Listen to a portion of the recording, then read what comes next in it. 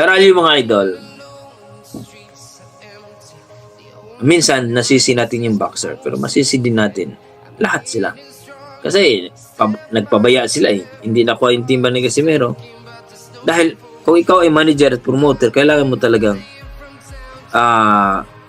mamonitor ang iyong boxing, ang iyong boxer. Timbang, hindi pwede yung okay na yan, makuha na yan. Hindi pwedeng ganon. Sa pagdating sa laban, wala na. Paano na naman yan? Hindi mo kang timbang, mahirap. So dapat mayroon talagang strength conditioning coach, nutritionist para makuha talagang timbang. Para po magkakaroon po ng magkakaroon po talaga ng monitoring sa boksingero. Para pagdating sa laban, okay na. Wala nang